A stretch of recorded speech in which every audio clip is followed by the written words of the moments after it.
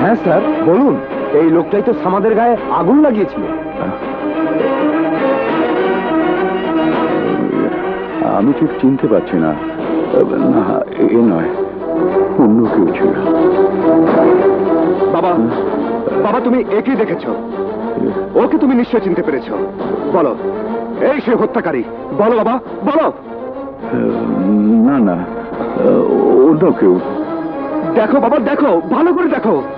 এই সেই গুন্ডা যে প্রকাশ্যে আগুন লাগিয়ে সামাদকে পুড়িয়ে মেরেছে। না না, এ নয়, অন্য কেউ। বাবা,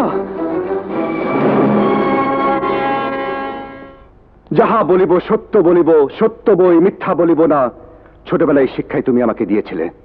তবে কেন আজ, কিসের ভয়ে সন্ত্রাসীদের চিনতে পেরেও না চিনা ভান করলে কেন বলো?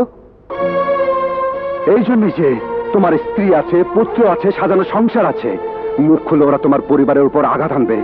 ভুল চিন্তা বাবা, ভুল চিন্তা।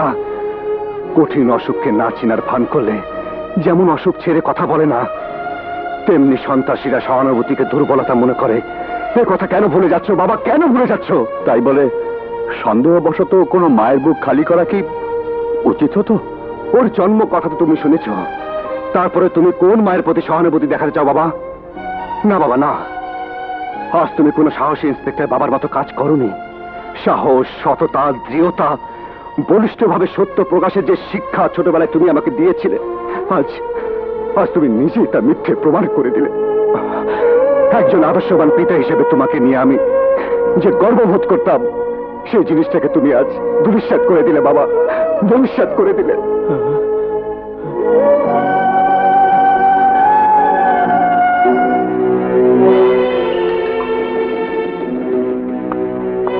কি হয়েছে রবি, মনটা খারাপ কেন?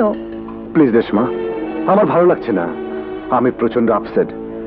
আমাকে একটু একা থাকতে দাও। থাকো।